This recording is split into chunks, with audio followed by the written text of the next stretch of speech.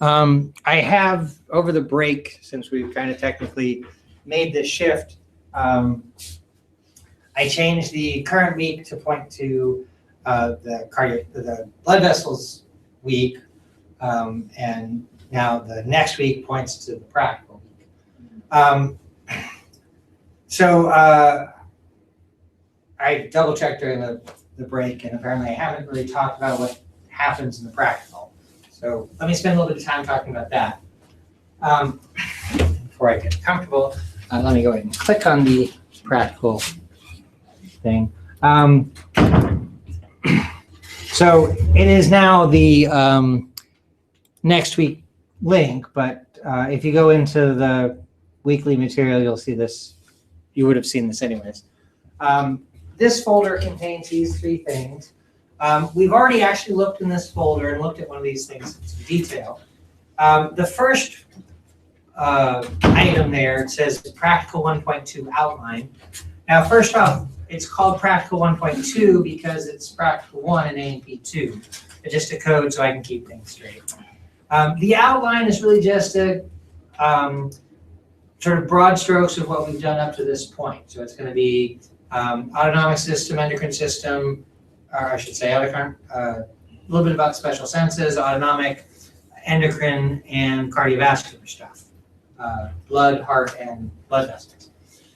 I want to say this explicitly because some students don't really think of outlines as the way that I do. Personally, I don't really care for outlines. I don't think they're that useful. I didn't use them as a student very often. So really, I think of them just as, again, sort of broad outline, broad strokes picture of what's going on. A lot of students will think that outlines are some sort of contractual statement on my part that this is what the test is on, and if it's not in the outline, it's not on the test. The test is on everything that we've done up to this point in the semester, with a focus on the laboratory parts. But this is really an integrated class, meaning that it's lecture and lab material. So something we might have learned that's more lecture side kind of information might apply to what's going on here. So the outline is just a broad overview of what we've done so far, with a focus on the lab material. And then we have the cases, which we looked at the autonomic system case in some detail. There's 3 more cases in that document. When we looked at the autonomic case, I explained when you look at these cases, begin with think about the terminology, the symptoms that are described, and the systems that are affected. So I expect that everybody coming into this test next week will have read all of those cases at least to that level. Now, since we've spent time talking about the autonomic case in more depth, I expect that you know more about that case coming in. But otherwise, that's the level that I expect people to have studied those cases coming in. Now, the test as I give it is a little bit different than what a lot of my colleagues would do. I don't really like the type of test where you'd come in here and I'd have 50 things set up and you'd go to each one and you answer a question about it or something like that. One reason I don't like them is it's a lot of trouble setting that kind of thing up. But another reason I don't like it is because it's not a very meaningful type of test for what you're going to do with your career.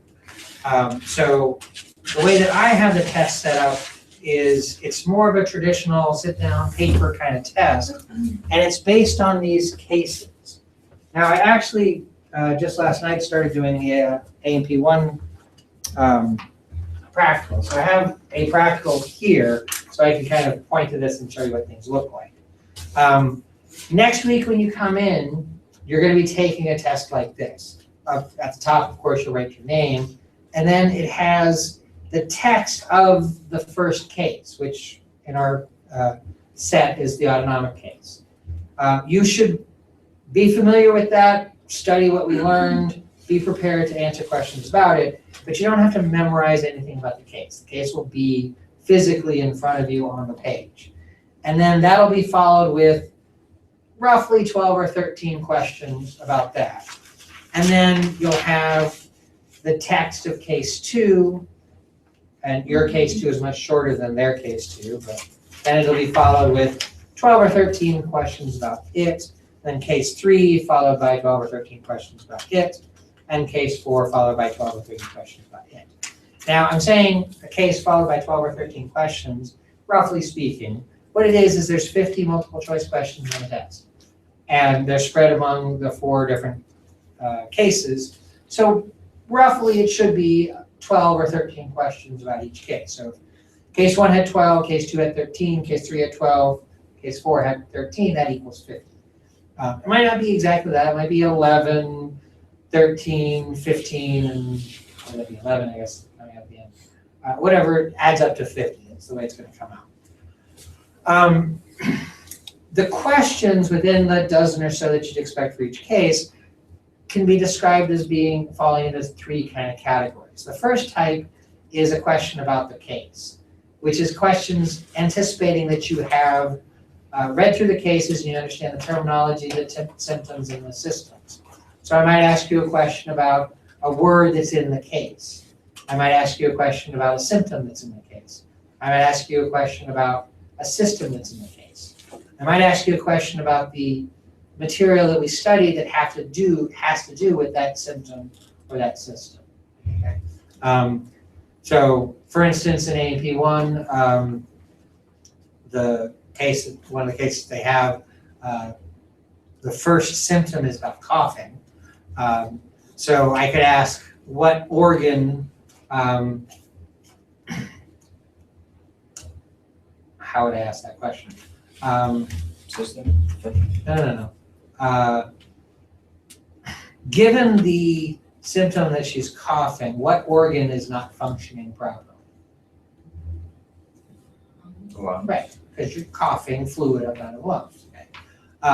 Or I could ask a question about what type of cell makes the fluid that is accumulating in her lungs.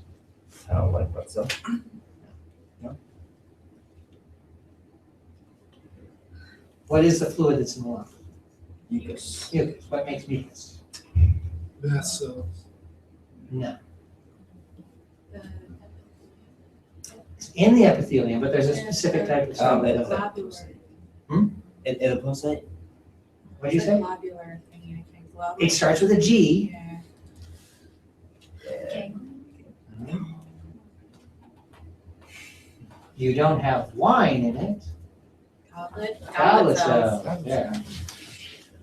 So that's now that question doesn't say anything specifically about the terminology, the symptoms, or the systems in the case. I'm just asking what type of cell is making the fluid that's in her lungs. Okay. So that's sort of getting at the stuff behind it. But those are questions about the case. And for those of you that are in an A&P class of mine, A&P1 class of mine, those are not questions on the The next type I consider questions that are not about the case. Now, that sounds like it could ask you anything. Because question about the case, question not about the case. But really what it means is each case is about a particular part of the class. So the autonomic case is about the autonomic system, the endocrine case is about the endocrine system, and then the other 2 cases about the cardiovascular system, one concentrating on the heart, one concentrating on the blood. So I want to ask you questions about those units, and I might want to ask something that's not directly related to the case. Okay. The endocrine system case is about diabetes. So which gland is responsible for that? Pancreas. Pancreas, right. But I don't want to limit myself to only asking questions about the pancreas. I might want to ask you questions about the thyroid or the pituitary or something like that. So I'll have questions that go beyond that. And then the third type is what I consider the more traditional sort of practical questions. Set up on the outside of the room, I'll have models like this, say, and I'll have a piece of tape on it or multiple pieces of tape. I'll ask you a question. If it's one piece of tape, I'll say, what's the tape? Something about what the tape is stuck to. If it's multiple pieces of tape, then the tape's labeled A, B, C, and D. And so I'm asking you a question, your answer would be which thing on the model corresponds. I might have microscope slides. I try to have at least 2 on every test. And so there's a pointer in the microscope, so I'll be pointing at something and I'll ask you about what I'm pointing at in the microscope. I might have specimens, which would be like bones or something like that, they can ask you questions about. Those are things to be set up on the outside of the room. There will be 8 stations, so 2 for each case, and one station will probably have a couple of questions, maybe 3. The questions that are about a station will have written in the question, will say station, whatever. So here at the end of this test, it's station 8. And that means for those questions, you get up from where you're sitting and you go over to where that's set up on the side, look at it and answer the questions that are there. Those are the types of questions, about a dozen. Within that, probably 8 to 10 are actually about the case, and then 2 to 4 are not about the case. So I said earlier, I want the latitude to ask questions that aren't just strictly about the case, but about other things. But I'm going to ask most of the questions related to the case. So there are the questions that I said are specifically about the case, and then also the more traditional type of practical questions. I'll try to ask about the case also. But I might have something that I want to show you that's not about the case. For instance, we looked at the various microscope slides of glandular tissue, and so I might show you one of those slides and ask you about it, and it might not be about the pancreas, it might be about one of the other 3 slides we looked at. So I'll try to keep to the case as much as possible, but sometimes there's something that I want to show you in a station that just doesn't have to do with the question, the cases itself. Okay. So that's what you're doing next week. Okay. 50 multiple choice questions. To prepare for it, ultimately you should be familiar with everything we've done so far this semester. But recognizing that that's not always possible, especially when you're starting to study now a week before the test. The cases are really there to help focus you on what's most important. So for instance, with the endocrine system, there are 10 major glands. We looked at 5 of them under the microscope. Okay? So when I say 10 major glands, there's a pineal, there's the hypothalamus, pituitary, thymus, thyroid, parathyroids, adrenals, pancreas, gonads. Okay. You would not probably have time to study all of those 10 glands in detail. So if I were just to say, okay, you're going to have a test on endocrine stuff next week, then you'd have to sit down and start studying, and you'd hope that you'd study the things that I'd ask you questions about. With the cases, I'm going to ask you questions about the pancreas. So if you're going to start studying with the pancreas. And if you burn out on studying or you don't have time to study everything, as long as you get the pancreas first, that's what the case is most concerned with. You should hopefully be able to study more than just one gland. And if you do, then move into the other things that I talked about. So pay attention to what were on the slides. So the pituitary, the thyroid, parathyroid, and adrenal glands. And of course, you've already studied the pancreas, which is the other side that we studied. When I move outside the case, I'm probably going to concentrate on those glands because they're the ones that I stressed in class. If you have the ability to go in and study more, then you're going to be most absolutely prepared. But that's going to kind of direct you to what you want to study. It's best described within the endocrine system case because I can say there are 10 glands, and this one gland is in the case. For the autonomic system, obviously the case is more about the sympathetic system than the parasympathetic system, but there's really only 2 things there.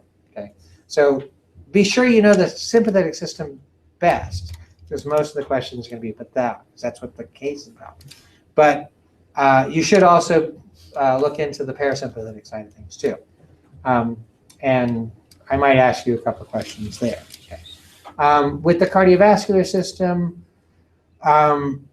there's one about the heart, but in the symptomology, it explains what parts of his heart aren't functioning and how that relates to how we've discussed the heart.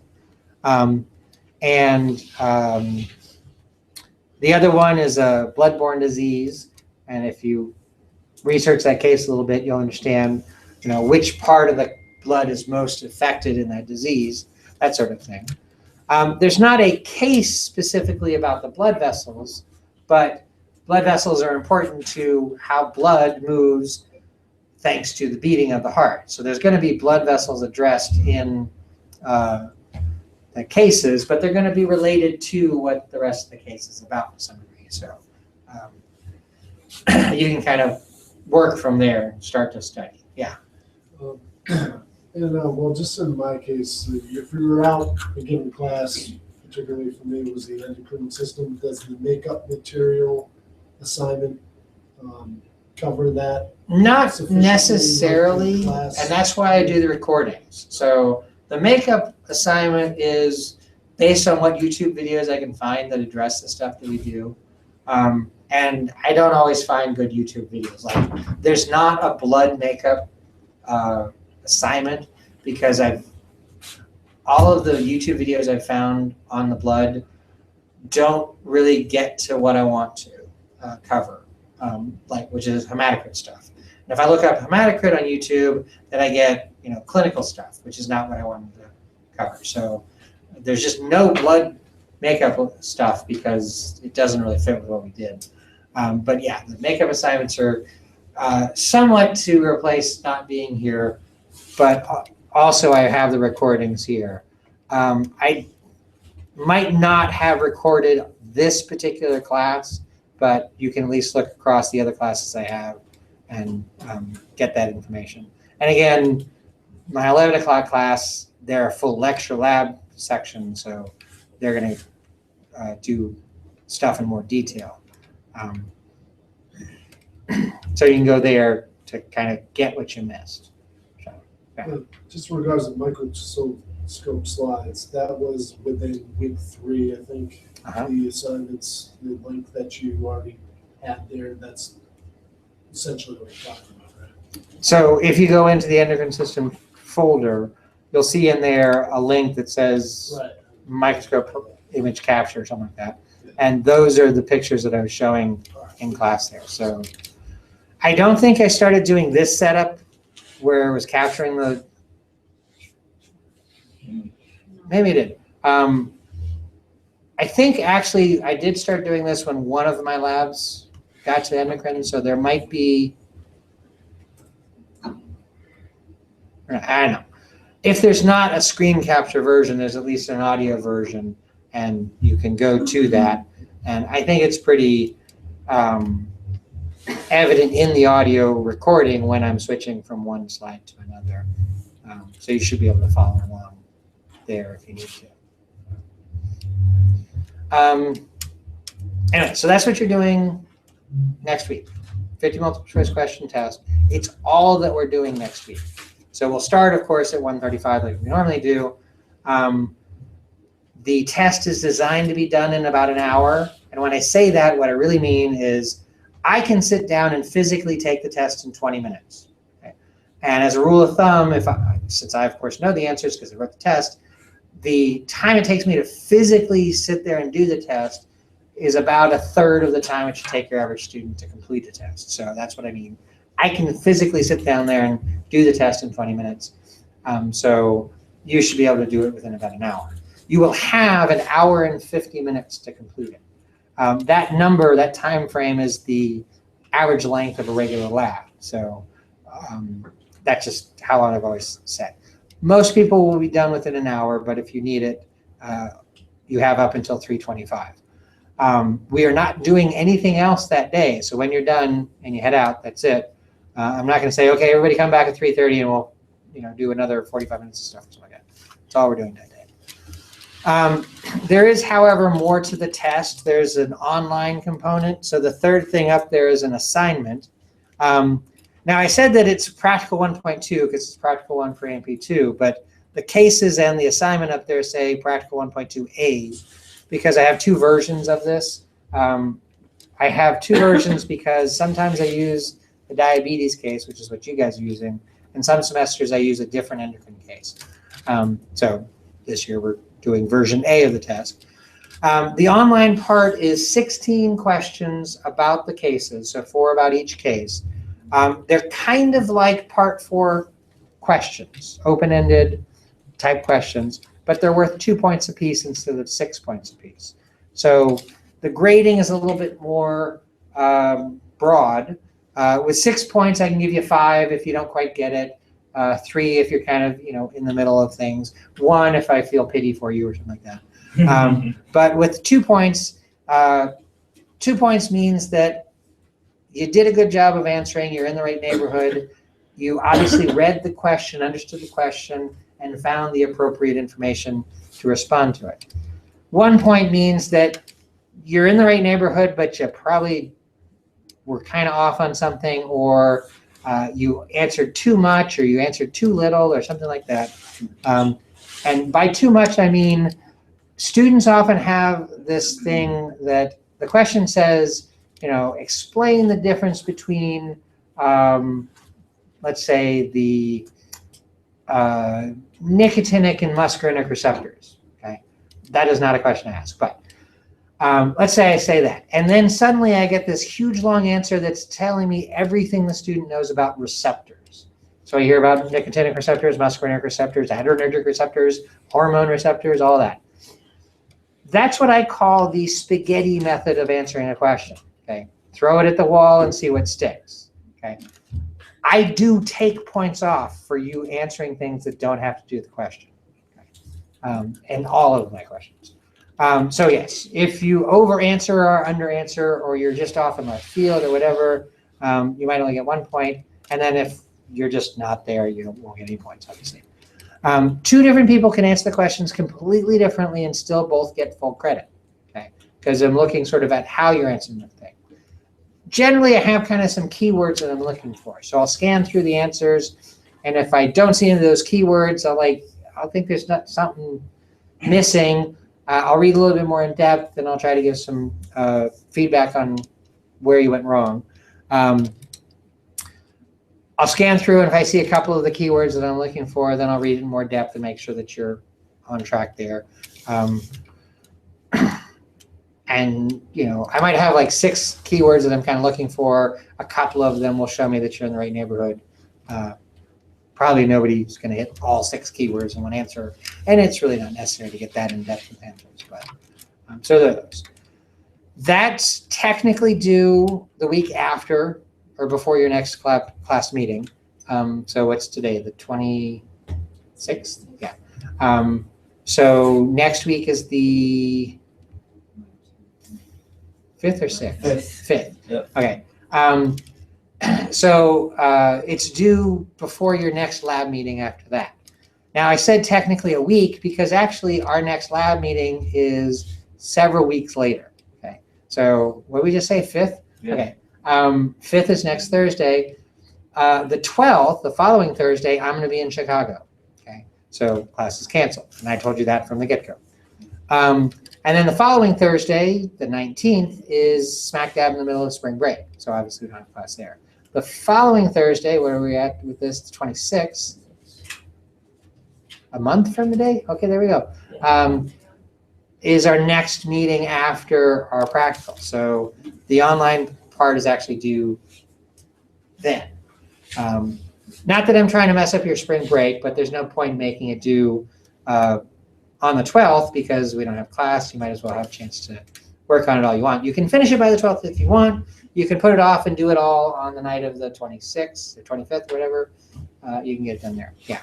Does the online portion here kind of supplement study material for the in-class test at all? So these questions are going to go more in depth about things beyond the terminology, symptoms, and systems. But if you'd like to look at it ahead of time when you're studying, it can help you kind of understand where the tests are going.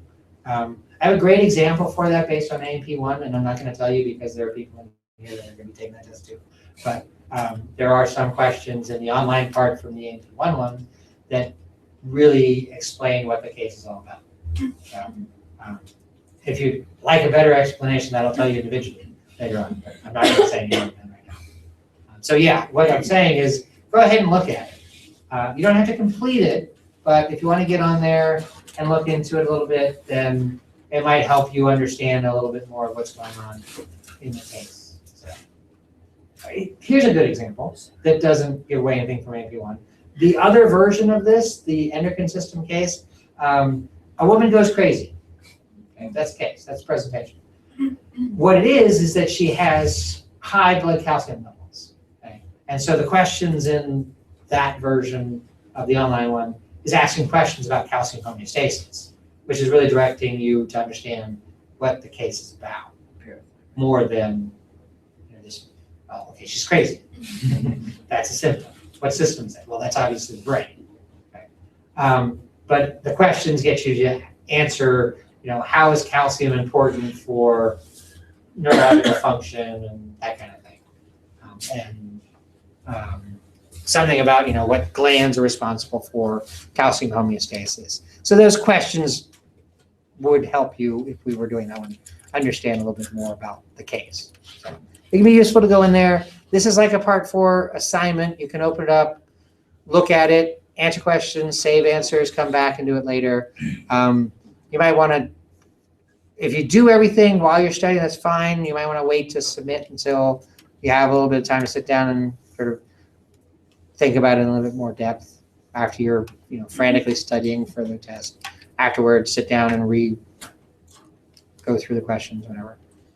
But yeah, it can help you in preparation if you want to. Other questions? So the in-class portion, 50 multiple choice question test, they're worth a point apiece. So it's 50 points. The online part, 16 questions, 4 for each case, and there are 4 cases, worth 2 points apiece. That adds up to 82 points. The test is actually worth 75 points. Just somewhere in the back of my very obsessive compulsive mind, tests have to be 75 or 100 points. I don't know why, but that's the way it's always been. What that really means is you can get more than 75 points, and anything you get above 75 points is kind of like extra credit. Okay. What it really means is you have some wiggle room on getting stuff wrong. Okay.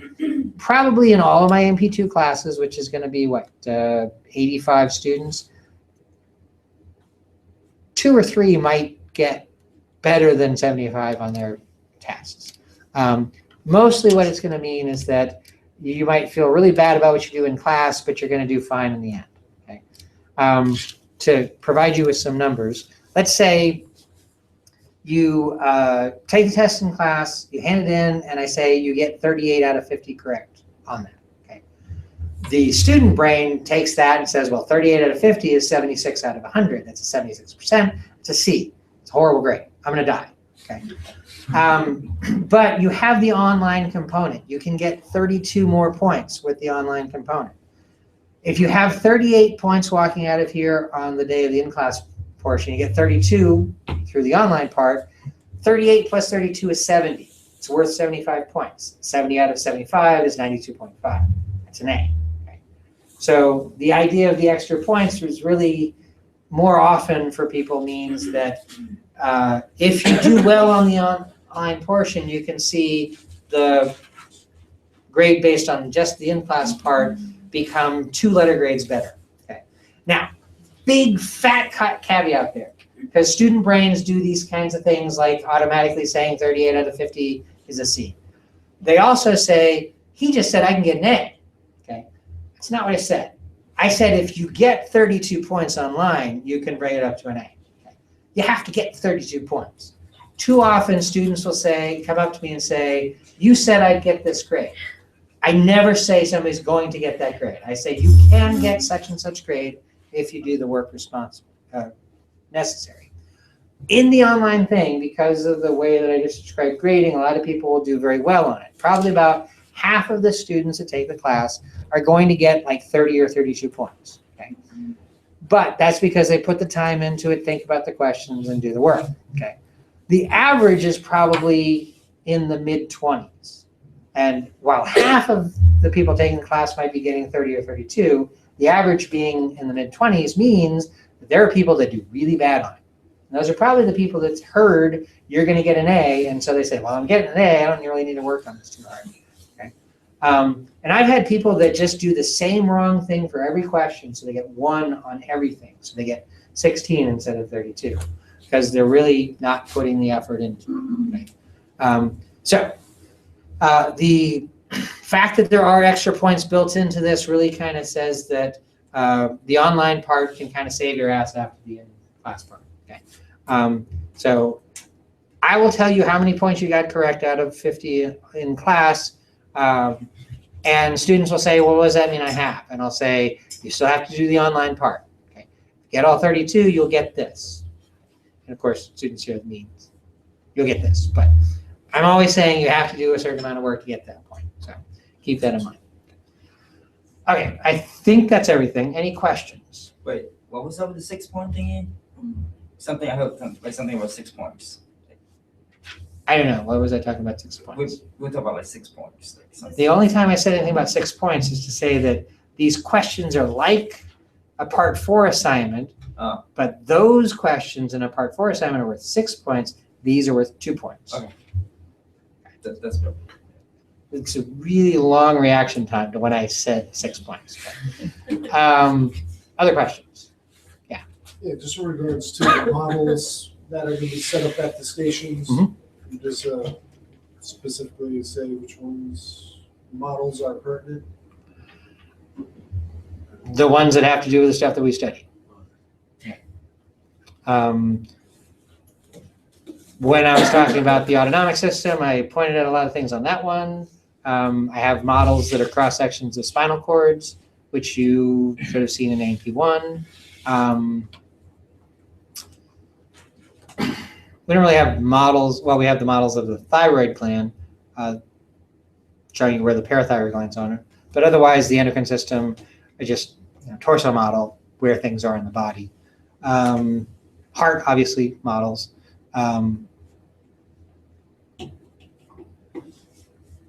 There is a circulatory system model up there of the blood vessels, which is just kind of like a torso model, except that it's painted with red and blue lines on it. So that's the kind of stuff. Most all of the models that we have in here are kept in room 511, which is the A&P study room. That room's not used for teaching. It's set aside just for A&P students to study. We keep the door locked because we don't want people walking off with the models. But between 8 in the morning and 9 at night, you're welcome to get in there to study. You obviously just have to find somebody to open the door. If I'm not available to open the door for you, ask one of the other professors here. And most everybody's just like, oh yeah, sure, go ahead. Around Halloween, we're a little bit more careful about who we let in there because we don't want bones walking away. But other than that, A&P students have this look to them, dark circles under their eyes, jittery, that kind of stuff. So we know who you are. But, so you can always stay down there. There are a few things that we don't have, like those arm and leg models there are really expensive.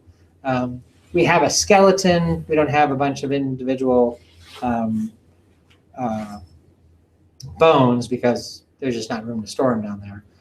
We have microscopes down there. They're not as nice as these. They're older microscopes, but we have microscopes and we have all the slides down there too. So you can always study down there. Other questions? Just lastly, so practical percentage of your overall grade for the course.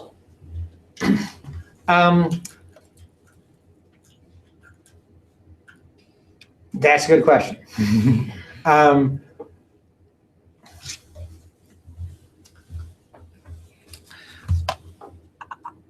Oh, I don't want to do that. So I was going to go to the grade book, and the grade book tells me how many points there are in the lecture and lab stuff.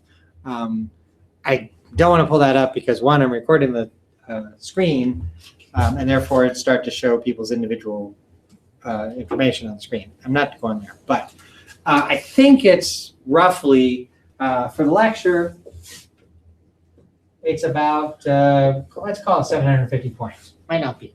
And for the lab, it's about, what'll it be? 75. No, wait.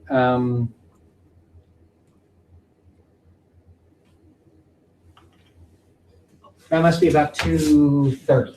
Okay. Those are the number of points that you can get overall. Okay.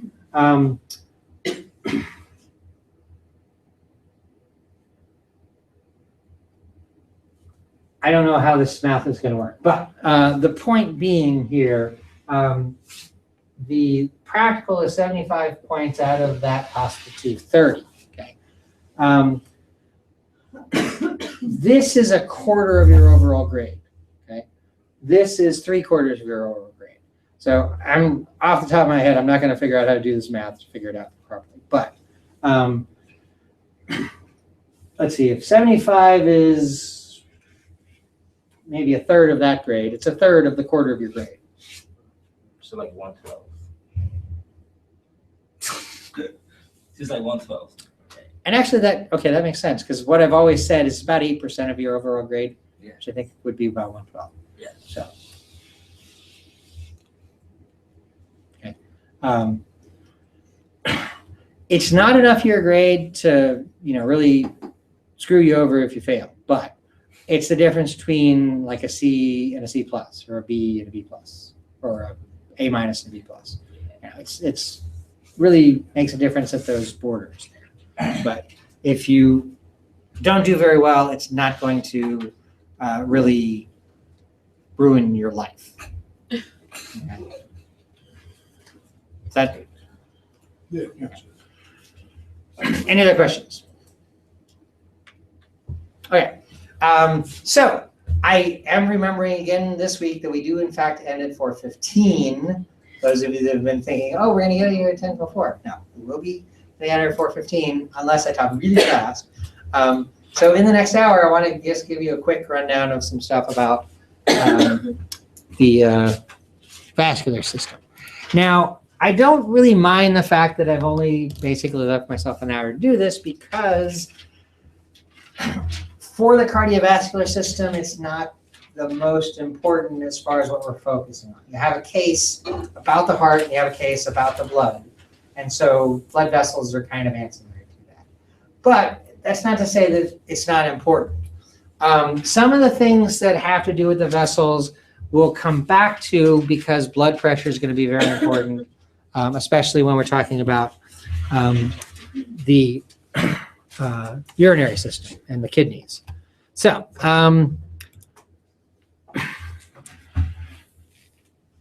actually, did I put the wrong one? Oh, I never even opened that picture. So in the section on the structure and function of blood vessels, it has this kind of overview of circulation. Oh, good. I went where I want to. So we have the heart, and arteries carry blood away from the heart. Veins carry blood back to the heart. We're really not going to worry about the pulmonary circulation too much at all.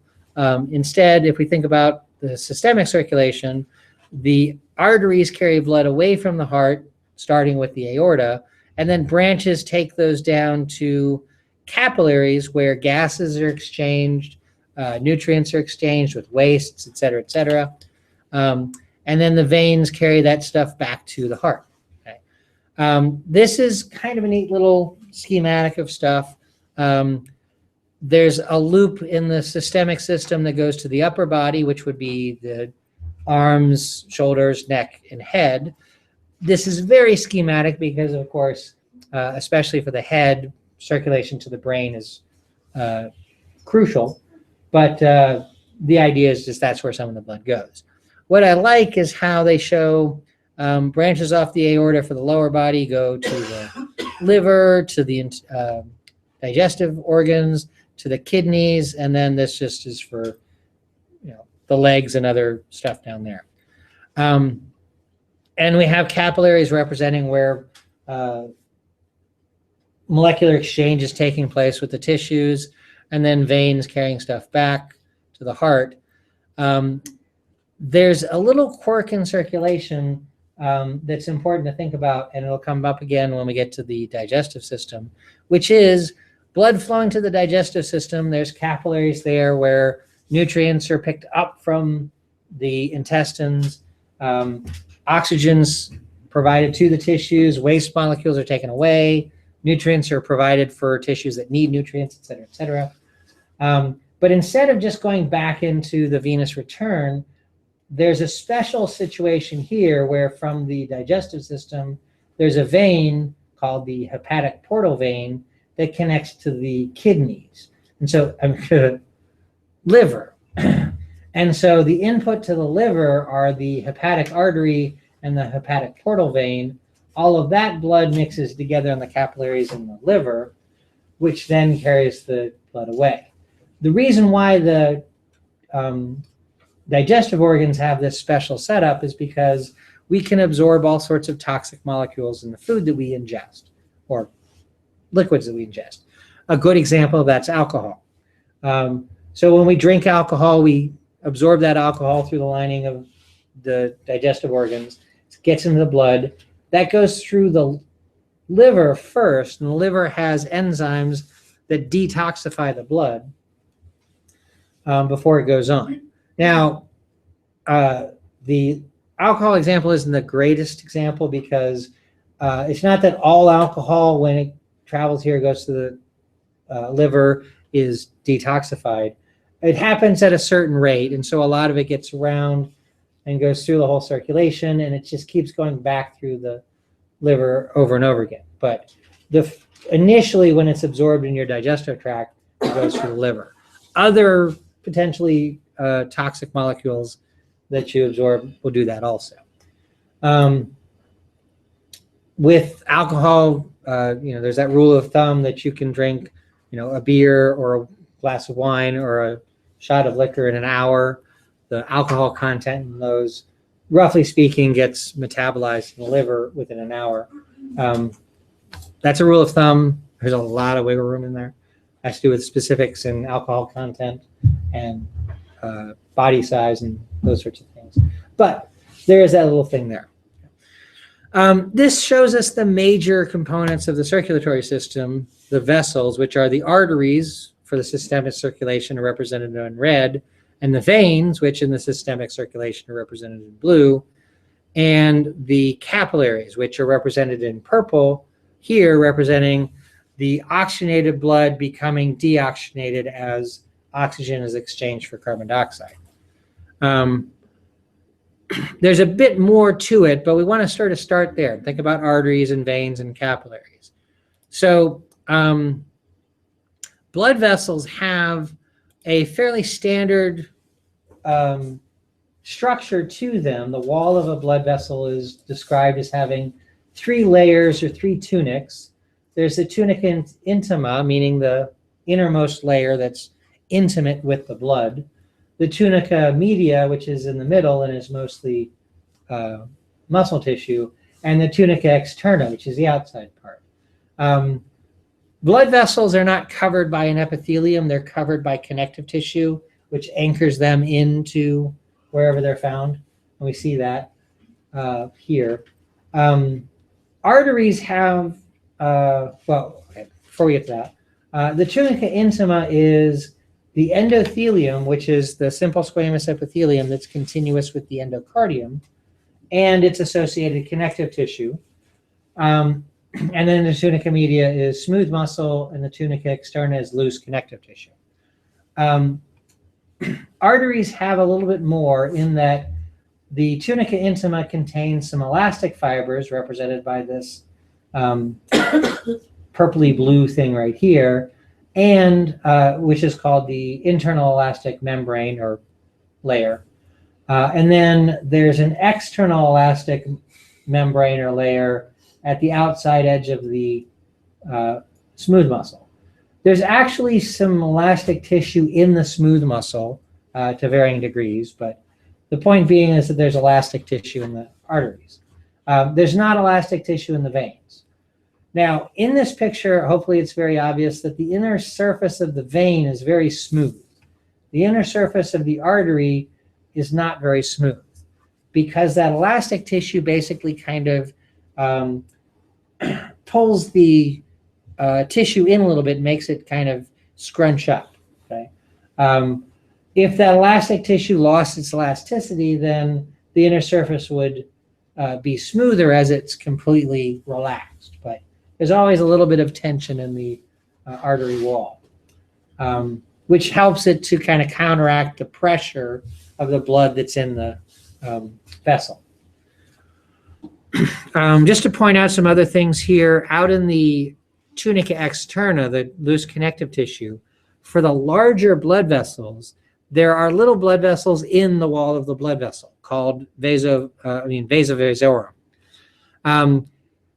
For smaller blood vessels, the components of blood, nutrients and that sort of thing, can diffuse through the tissue and nourish the vessel wall, and waste products from the vessel wall can diffuse back into the blood and be carried away. But for bigger ones with very thick walls, they need more blood supply on the outside because there's too much tissue for things to diffuse in from the blood that's being carried through the vessel.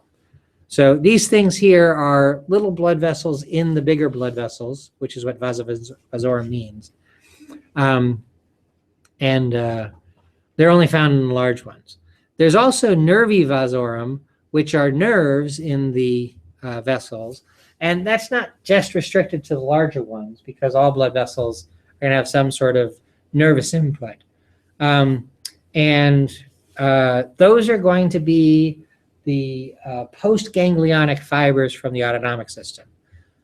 Most of them are going to be postganglionic sympathetic fibers because there's not a whole lot of parasympathetic input to blood vessels. Okay. But those are the nervi vasorum. Okay. We're only kind of looking at 2/3 of the picture, top of the picture. There's more labels for the vein side, but nothing new there. Then down at the bottom, let me zoom out so we can see it better. The artery we can see is going to be fairly round, and the inner surface is going to have that kind of scrunched up appearance to it, like in the picture. Both of those are because of the elastic tissue. The elastic tissue helps arteries maintain their tubular structure even when they're not holding blood. Veins, on the other hand, when they're drained of blood, like they are for preparation to make microscope slides, will collapse. So this is a collapsed vein. Okay. Now, if we were to kind of imagine this vein reinflated, it would actually be bigger than the artery. Okay. Arteries, being closer to the heart in terms of the direction of blood flow, are going to carry higher pressure blood. And then the veins, being further through the systemic circulation, are going to carry lower pressure blood. And so the more narrow an artery is, the more resistance there is to blood flow, which counteracts the high pressure. And then the veins, being wider, are going to have less resistance, which will allow the lower pressure blood to flow faster. What we're looking at here is a pair of vessels, one artery, one vein, obviously, which are probably connecting to a particular organ. So I don't know exactly where this is in the body, but let's pretend this is the splenic artery and the splenic vein. Okay? The artery going to the spleen and the vein coming back from the spleen. Blood flow through the spleen has to be continuous. The blood going in and the blood coming out have to flow at the same rate. If blood flow is higher in the artery than in the vein, then blood's going to accumulate in the spleen, it's going to burst. If blood flow is higher in the vein than in the artery, then the blood's going to drain out of the spleen before it's refilled from the artery. Okay. So blood flow has to be equal between the two. Diameter and pressure kind of play against each other, and those two keep blood flow constant. After I talk about the structure of vessels a little bit more, I'm going to go talking about the physiology of blood flow, and we'll come back to that idea, that diameter of the vessel and pressure of the blood in the vessel both have something to do with the rate of blood flow. Okay. Now, there's actually 3 types of vessels that fall into the category that we might call arteries. Actually, there are 2 types of arteries, and then there's a microscopic vessel in the arterial flow called an arteriole. Now, I just used 2 words there. Okay, and let me just talk about that. I used the word arterial as an adjective to describe the flow through the arteries, the red side of the picture. And we just met an arteriole. Okay. It's very important that I mention this because I'm talking mostly, and you're not seeing the words that I'm saying written out. These can sound very similar. One is adjective form of artery. The other is microscopic artery, basically. When I'm using these 2 words, you'll be able to tell them apart because I'll stress the O sound in arteriole, and I won't have that stress in arterial. So if you hear me say arterial and you're not sure what I'm saying arterial. If I say arteriole, then obviously I'm saying arteriole. Okay. You don't hear the O sound stressed at the end. I'm talking about the adjective form of arteries there. Okay. So where were we? So we have really 3 types of arteries. There are elastic arteries, muscular arteries, and then the microscopic things, which are arterioles. They all have the same 3 layers of tissue. Just as we get into the very microscopic ones, the amount of tissue is much smaller, but the relative amounts are kind of similar. There's a lot less elasticity in arterioles, just because they're so small, they don't have a whole lot of elastic tissue. There's a lot of elastic tissue in elastic arteries, and then muscular arteries kind of middling on that point. Elastic arteries are like the aorta. They're usually the biggest arteries, and the elasticity means that you can pump 70 milliliters of blood into it in 250 milliseconds, and it'll stretch out with that sudden burst of volume. And then the elasticity will recoil and pull back in and help push that blood on through out of the aorta and into other stuff. The aorta is not the only elastic artery, but it's a good example of that. Muscular arteries are less elastic, and what's more important is their muscular layer. While there's muscles in both types of arteries, muscular arteries are sort of dedicated to distributing blood by constricting to keep blood from going one place or relaxing to allow blood to go another place. The diameter of blood vessels directly affects blood flow. Basically, from the heart, we start going through elastic arteries, and then we go through muscular arteries, and then we go through arterioles. And then eventually we get to capillaries. Okay. But there are 3 different types of vessels on the arterial side of the blood flow. So let me actually go back here. Oops, no, I actually made that bigger. So over here, it's just colored red, but coming out of this, we're going to have our elastic arteries, muscular arteries sort of telling things where to go, and then arterioles getting smaller and smaller as we get closer to the capillary beds. Speaking of capillaries, these are the types of capillaries. Now, what I just showed you a second ago was 3 different types of arteries, and blood flows through all of them, leaving the heart and eventually getting into the capillaries. This is 3 different types of capillaries, but we don't find all 3 types in all places in the body. Okay, really what it is that capillaries have sort of a range of the amount of leakiness that we see in them. Capillaries are where things are exchanged. Gases, nutrients, wastes, all those sorts of things are exchanged. We can have continuous capillaries, which are not very leaky at all. So barely anything can get through. Oxygen, carbon dioxide, and then active transport will move things like glucose and amino acids and waste molecules and whatnot. Electrolytes can move pretty easily, that kind of thing. But there's a lot of restriction on what can move through these. Okay? Fenestrated capillaries are a little bit more leaky because they have holes within the blood vessel wall, which are called fenestrations.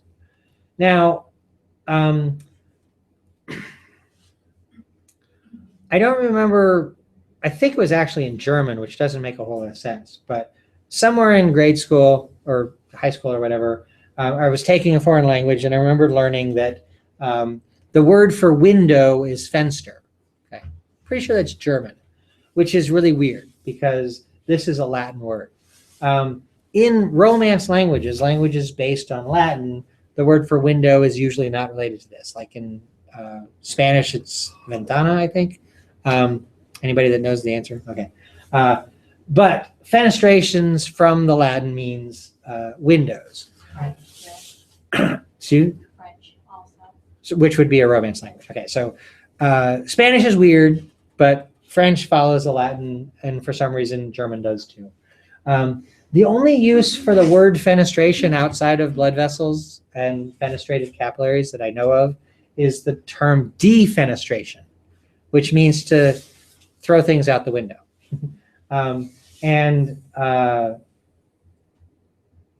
If that helps you kind of remember that it's windows, these little holes, so that more stuff can move through the wall. Now, continuous and fenestrated capillaries have a complete basement membrane, which is basically a collagen fiber mesh. It's supposed to be areolar or connective tissue, but these are really small. There's not really cells there, but a complete basement membrane surrounding it. And that acts kind of like a sieve so that not everything can get through, but more things can get through fenestrated capillaries than through continuous capillaries. Then we have sinusoidal capillaries. First off, they're not just fenestrated, they're leaky. They have big gaps in them. And also the basement membrane is incomplete, so there's big gaps there too. We see continuous capillaries in places where we have very tight control over what can move from the blood into tissue and vice versa. Continuous capillaries are part of the blood-brain barrier, the filtration membrane in the kidneys, et cetera, et cetera. We're very tightly controlling what can move across there. And in the blood-brain barrier, in fact, on top of continuous capillaries, astrocytes add to that. So we're very, very restrictive of what can get into the central nervous system.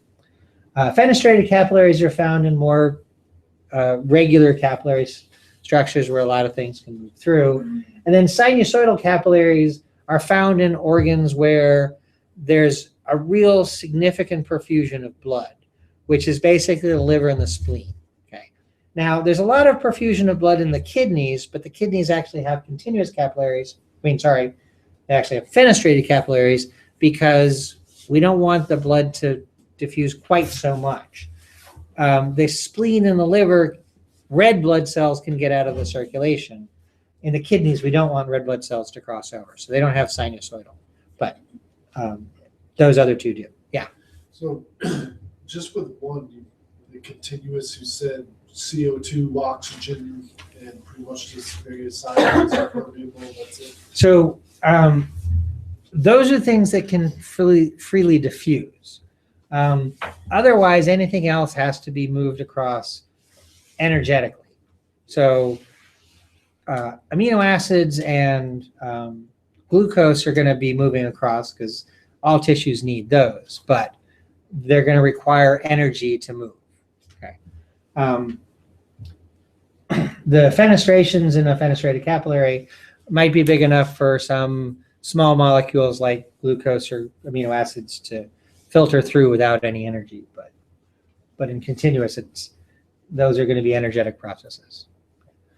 So these are types of capillaries. they're not always found everywhere. So if we go back to, whoops, this picture here, in any of these capillary beds, we don't necessarily see all three types of capillaries. It depends on where we are, which type we actually see. Okay. As opposed to in the red side of this picture, we do see all three of those first vessels that I said, elastic arteries, muscular arteries, and arterioles. Okay. But then we go into capillaries. Then coming out of capillaries, we have more about capillaries. This is what capillaries look like. Yay. Okay. Then coming out of capillaries, we have veins. Now, there are three pictures here, but it's not exactly like the three pictures of the arteries. Corresponding to arterioles, we have microscopic veins called venules. Okay. And we see their layers here. They barely have any tunica media, if there's any muscular tissue there at all, but there is technically a layer there. Then we have veins, and every book is going to separate them out into large and medium-sized veins, which makes for a nice little counterpoint to the three types of arteries. But the three types of veins don't actually really correspond there. It is possible for venules to drain directly into large veins. Medium-sized veins don't necessarily have to be there. Also, they show a valve in the medium-sized vein and not in the large vein. But since this isn't really an anatomical description or classification, we can't really say that medium-sized veins are ones with valves and large-sized veins aren't. But when we get into really large veins like the vena cava, there aren't really valves there, but there kind of is. They're not quite the same thing, but there are things that act kind of like valves in them. Okay. So we have elastic arteries, muscular arteries, arterioles, capillaries, venules, veins. Okay. There's really 6 types of vessels as far as following the blood vessels around. Blood through the circulation.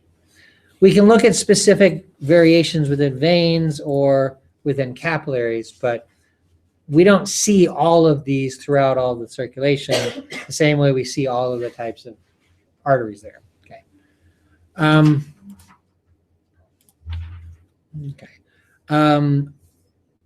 I think I said earlier when I was mentioning venous return for preload and cardiac output, that we actually keep a lot of extra blood in our veins. So if we look at all of our blood, we can say that 84% in the systemic, 9% in the pulmonary, 7% in the heart. But if we pay attention to just the systemic circulation, 2/3 of our blood is found in the veins, okay, which is disproportionate because really they represent as much of the circulatory plumbing as the arteries, but 2/3 in the veins and less than 1/3 in the arteries. So really that other third is between the arteries and the capillaries there. That reserve of blood, all that extra blood in the veins, makes it possible for us to very rapidly change how much blood goes back to the heart. So if we need to increase cardiac output, we can do that by forcing the blood out of the veins and back into the heart. Okay, and there are some places where that's specifically meant to happen. In these large venous networks and in some of the large veins, we can contract those vessels and force the blood out, and therefore increase the volume of blood that's circulating and returning to the heart. Okay. The other numbers here, not really important. The real thing to get out of this is that so much of our blood actually is in the veins at any given time. And we can then use that to adjust the amount of blood that circulates and returns to our heart, which is going to have a direct impact on cardiac output. Okay, so those are the big things about the structures of the veins. Let's see. I want to talk a little bit about blood pressure. I said that arteries have higher blood pressure than veins.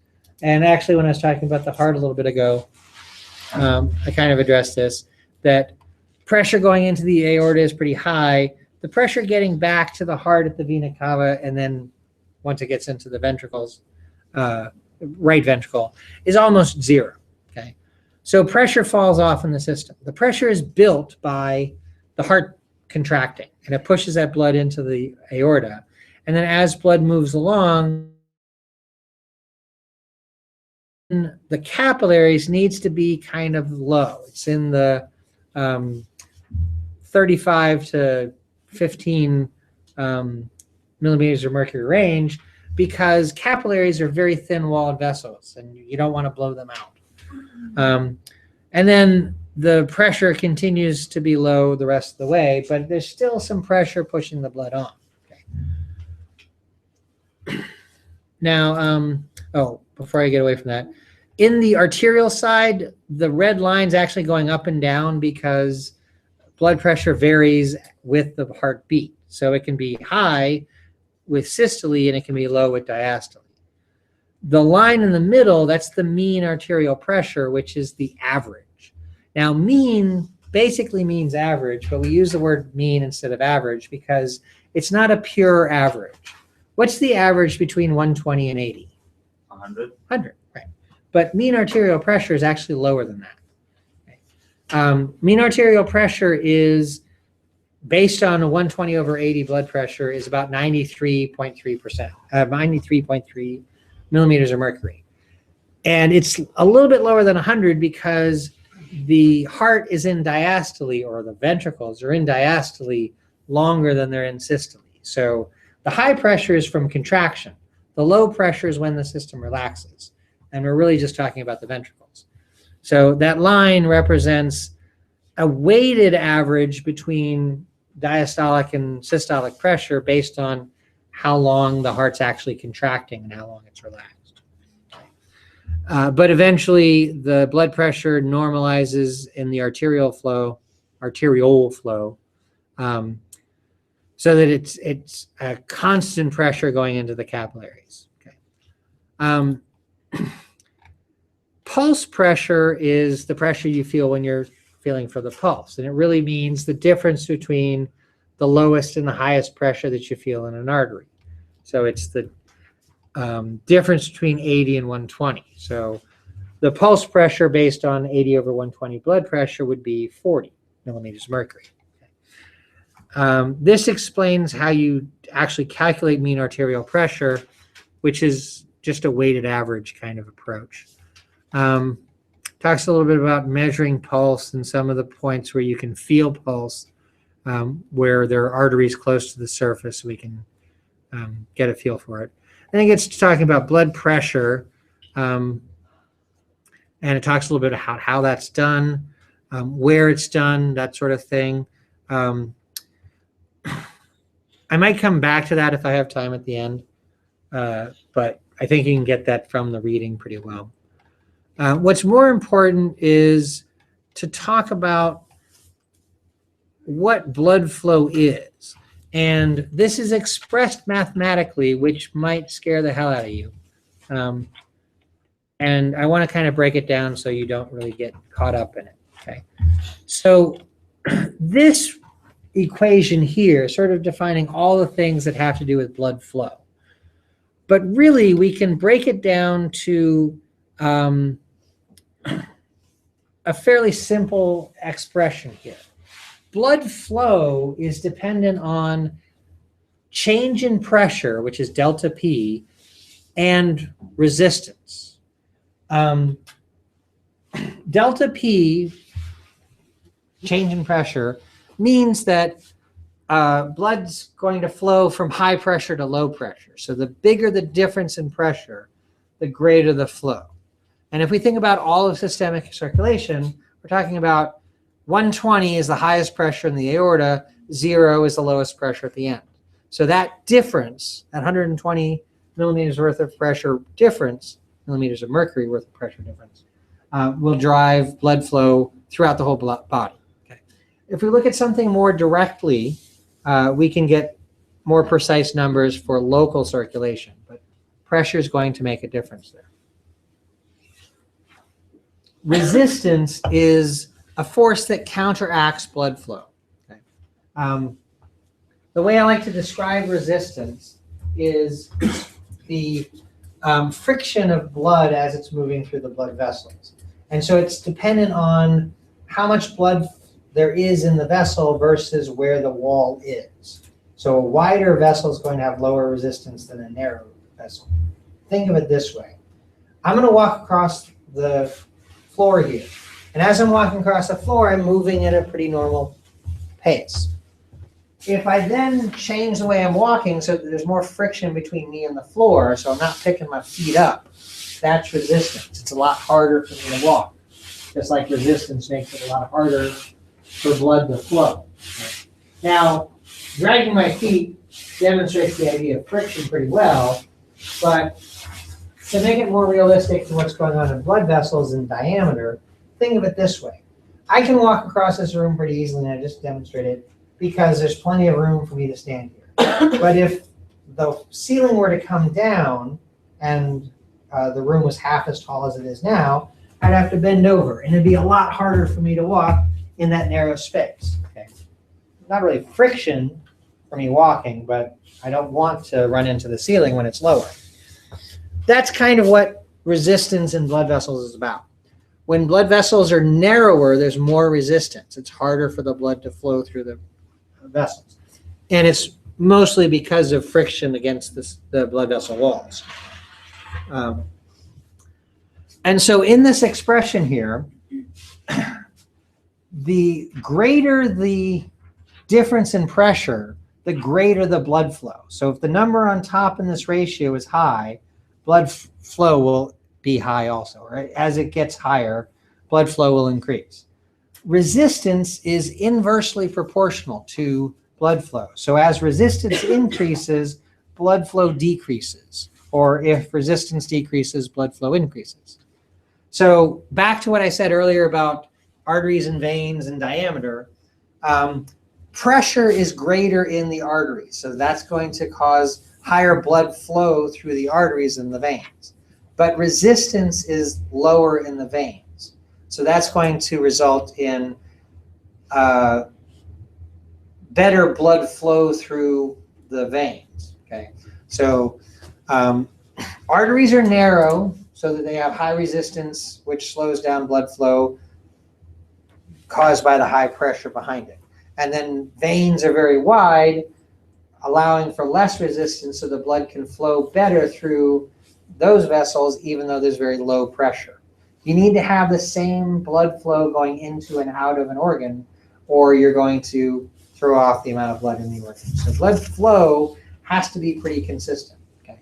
And if we think about the heart, the blood leaving the heart has to be, if that stroke volume is 70 milliliters, that 70 milliliters has to travel through the whole systemic circulation and get back to the heart on the other side. It doesn't do it in one heartbeat, but everything has to keep moving. If that doesn't happen, if the blood's not moving through the circulation properly, then you're going to start to have problems. Okay? It's a little bit more complicated than kind of what I'm implying there, but congestive heart failure is when the heart doesn't pump very efficiently and the blood kind of doesn't travel through the system very well, and it congests up in various places, like the liver, the veins of the leg, sometimes the heart, that kind of thing, because it's not flowing very well through the system. Okay. But ideally, we want a balance between pressure and resistance so that blood flow is continuous throughout the whole system. Okay. Now, they're just sort of taking some steps through the mathematical expressions to describe things a little bit differently. And the real point here is they're trying to get at what resistance really means for blood flow. Okay, so don't worry about these numbers up here. What's kind of interesting is pi r to the fourth is referring to pi, that constant that has to do with the circumference of circles. the radius of a circle, meaning the radius of a blood vessel, or half of its diameter, to the fourth power. The mathematical contribution of this means that small changes in diameter can lead to very large changes in resistance, and therefore significant changes in blood flow. I don't quite remember if they get into this here, but basically a change in diameter of, say, well, the numbers aren't going to make much sense. The change in diameter can result in a 16-fold change in resistance. Okay, let me try to make sense of the numbers. You go from a 2 centimeter diameter to a 1 centimeter diameter. Resistance can go, it's not going to just double, it's actually going to go up by 16 times. Okay. So there's a really significant change in resistance with diameter. Yeah. Well, I mean, if you double the radius, well, yeah, if you double the radius, it increases it. Diameter would be like 32 times. No. Just when you're talking about yeah, if you double the radius, resistance decreases. Oh, okay, I see what you're saying. I thought you were trying to say if we use diameter rather than radius, but so the point of this, I said if we go from a 2 centimeter diameter to 1 centimeter diameter vessel, we're going to see a 16-fold increase in resistance. What that means is really we can see a change from 2 centimeters to, did I say 2 centimeters? 2 to 1. Yeah, you said 2 to 2 1. to 1. Okay. Yeah. So if we go from 2 centimeters to 1.9 centimeters, that small change in diameter will actually cause a pretty big change in blood flow. That's really what it means. The 16-fold change doesn't mean that we often see blood flow suddenly stop dead. It really means that small changes in diameter cause big changes in blood flow through resistance. Okay. So don't get bogged down in the mathematics described here. Just that's the take-home message. And it describes some other things that have to do with it. We like 13 or something. Say? Like 1.9 to the fourth is 13.09. So 1.934. 1.9 to the fourth, I said. Oh, okay. It's 13.09, so it's about 16, you know. Because 2 to the fourth is 16, and 1.9 to the fourth is 13.09. That's what I'm saying. Right. So if I understand where you're going with that, Yeah. A 2 to 1 centimeter change is 16. A 2 to 1.9 centimeter change is 13. 16, yeah, 13, yeah. Okay. Yeah. Which kind of says the same thing. Yeah. Small change in diameter will actually cause very big changes in blood flow. Okay. And as a rule, I try not to actually do math in my head while I'm lecturing because I usually mess things up. But thank you for trying to add to that. These pictures kind of put a lot of these things together. Blood vessel diameter corresponds very much to what kind of vessel we're talking about. So elastic arteries are going to be very wide. Muscular arteries are going to be smaller. Arterioles are going to be smaller even. Capillaries are going to be the smallest. Venules are going to be a little bit bigger. And veins are going to be bigger. The vena cava is a vein, but it's the biggest vein there is. So it kind of gets its own spot here. And also, the vena cava's diameter is huge. Okay, the aorta is about 2.5 centimeters in diameter. The vena cava is 3 or more centimeters in diameter. So again, veins are bigger than arteries to offset flow. But this just shows that diameter goes down as we get in towards capillaries and then back up as we go up into veins. By itself, that would mean that resistance gets higher as we go towards capillaries, and then it drops off again and even gets lower as we go up into the vena cava. But that's not the only thing to consider. The next one is a little odd. It's showing the change in cross-sectional area. Okay, a 2.5 centimeter aorta has a cross-sectional area of whatever the math would be for that, which I don't care about the exact numbers. But there's only one area. So the cross-sectional area of the arterial flow at this point is the cross-sectional area of the aorta. But as we move down into smaller and smaller vessels, we get more and more vessels also. So the individual cross-sectional area of one muscular artery is smaller than the cross-sectional area of the aorta. But there's a lot more of them. So if we add all of the cross-sectional area up together, it stays pretty constant. And then when we get to arterioles and capillaries, the numbers get to be so big, even though they're so much smaller, that the cross-sectional area across all of them is huge. You kind of think of these two side by side, while diameter goes down and therefore cross-sectional area of an individual vessel goes down as we go to capillaries. If we start adding up the cross-sectional area of all the capillaries, that second curve superimposed will kind of offset that to some degree. Okay. I don't think I've ever quite made this example work perfectly, but let's pretend I'm going to do it this time. So you have a building. You have 1,000 people that have to get into that building. Okay. You have one big door. You open it up like a garage door. Okay. And people want to try to get through that one door. They're going to have to crowd through that door. Okay. But if you could get them to all stand up on top of each other's heads and that sort of thing, you could fit through the entire cross-sectional area of that door. Okay. Instead of one big door that we could maybe get everybody to move through if they're all standing on top of each other, we have 1,000 individual doors that are big enough for one person. Okay. It's very easy for those 1,000 people to move through 1,000 individual doors rather than 1,000 people to move through one big door because of cross-sectional area adding up across all those little things. Make any sense? Mm-hmm. Okay. It's the best I'm going to do. I never quite get that to work perfectly. This next one here is showing average blood pressure, which is basically the picture I showed you. Where was that? There. Oh, here. Yeah. This. Oh, that's right. I've got this enlarged. I forgot I zoomed in on the browser. But this one I showed you here is basically this without the up and down in the arterioles. Just mean arterial pressure into arterioles, capillaries, and veins.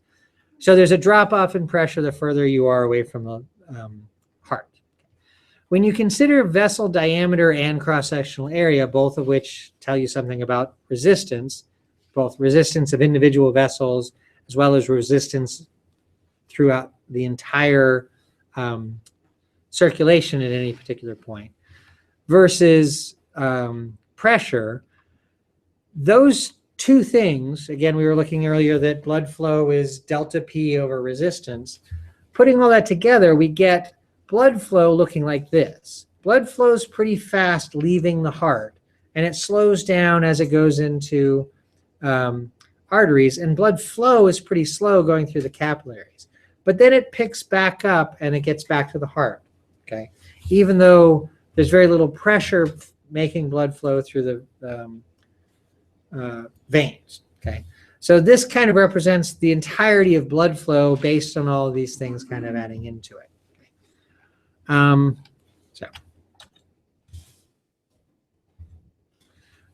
at the bottom, there's a couple of examples of things that help with blood flow in veins. There's a picture of how valves help with a pumping action in skeletal muscles, which is to say that if you're sitting for a long time, it's going to be really hard for blood to get back to your heart because it'll just sort of sit around. But if you walk around, the contractions of your skeletal muscles in your calf, for instance, say, the gastrocnemius, will actually squeeze vessels in your legs and help to push blood up. And because of the valves in the veins, it's going to push it up your legs and not down your legs. Okay. If you go on a transcontinental airplane flight, get up and walk around in the cabin with it. Because if you're sitting there for 5 hours or however long they are, then a lot of blood's going to pool in your legs because you're not moving and this isn't happening. Okay. If you have a 3 hour and 15-minute long class, take a break in the middle of it so you can get up and walk around. Which is, besides your urinary and digestive needs, is the other reason why we take breaks there. I always wanted to ask them now, you professor, the old adage of like people that work on their feet all day are supposed to go home and put their feet up because the blood's been sitting there all day. It's not been sitting there all day, but it would help a little bit? It's actually not about necessarily the blood sitting there all day. I guess to some degree you could say that's true. Blood will sort of pool in the lower extremities, and it's not going to be moving out very well. And that reserve of blood in the veins, it's going to shift there. And that can lead to varicose veins, that kind of thing. So yeah, I guess putting your feet up might be advantageous if you don't want to get varicose veins. But besides that, also fluid from your blood moves out into tissues, and that's why your ankles swell when you've been on your feet all day. So putting your feet up will also help drain that fluid out of the tissues. Okay. They also describe the respiratory pump, which is basically how breathing plays with the pressure differential across the abdominal and thoracic cavities and helps to move blood the last little bit up the inferior vena cava. So there's that. Now the next section here says capillary exchange, and I just want to address one thing.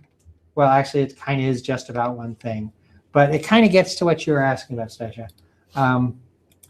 which is related. Oh, that's right. You still have these enlarged. Across the capillaries, blood pressure changes. So the blood pressure coming into the capillaries is about 35 millimeters of mercury worth of worth of pressure. And then when it leaves the capillaries, it's dropped off to lower. And this book uses 18. I've seen other books that use 16, whatever, it drops off. That change in pressure across capillaries actually helps drive the two things that happen in capillaries. One is nutrients from the blood move into the tissue, and the other thing is waste products from the tissue move into the blood. Okay? And what drives that is just this pressure differential. Now, there's a number of competing pressures. There's blood colloid osmotic pressure, which means the surrounding tissue is kind of hypotonic to the blood. So water wants to move back in to dilute the blood. And that's mostly because there's blood cells in the blood. So there's a little bit of osmotic pressure pushing in. It's about 25 millimeters of mercury. Okay.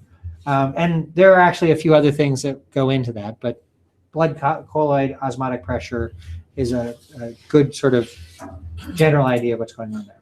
So at the arterial end of the capillaries, the 35 millimeters of mercury of blood pressure is 10 millimeters mercury more than the osmotic pressure. So that means that there's a net flow out. We're filtering things out of the blood so that nutrients and those sorts of things can get into the tissue. At some point, about halfway along, the capillary blood pressure will be 25 millimeters of mercury. And so there's no net movement across that point there. But then as we get to the end, the pressure falls off, like the book says, to 18, and other sources I've seen have different numbers. But whatever it is, then 25 is higher, and so there's a net movement into the blood. And for the numbers from the book, it's about negative 7 millimeters of mercury worth of pressure, meaning moving in, negative moving in. 10 and 7 obviously are not the same number, okay? Which means that overall, there's a difference in what's moving out and what's moving into the blood. And we want nutrients out, and we want wastes in, but in both situations, something else that's moving is water, okay? So you filter out more water than you reabsorb back into your blood, okay?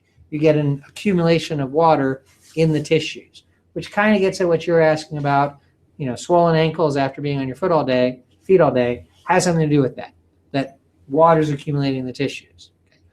But we actually need to deal with that. So the next section that we're going to do, which is actually going to be after spring break, looks at the lymphatic and immune systems.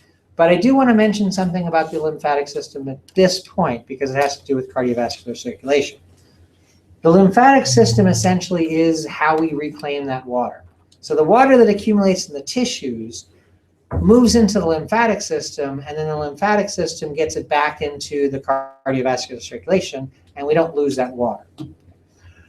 In being able to do that, the lymphatic system is also the basis of the immune system and a couple of other things that we're going to talk about with that.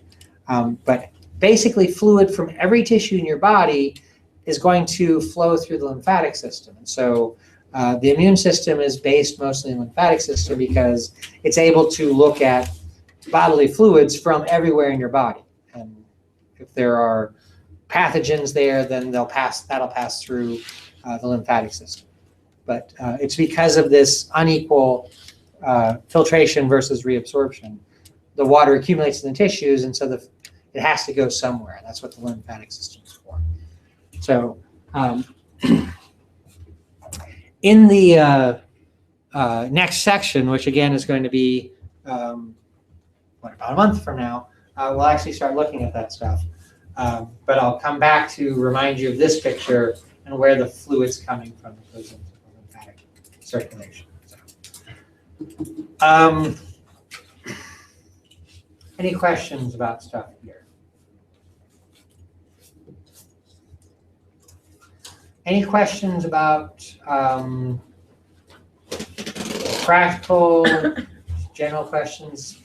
Sort of the last chance you have me here before you have to plunge into preparing for that. Okay. Now, this isn't the last chance you have to ask me questions. You can, of course, ask me questions by text or email over the next week. But we'll be doing this next week, obviously. There's something I said I might go back to pick up if I had time at the end, but 5 minutes isn't really enough time. So we'll call it a day there. And next week, practical, you'll be done with things by 3:30 next week. So you have that to look forward to. Have you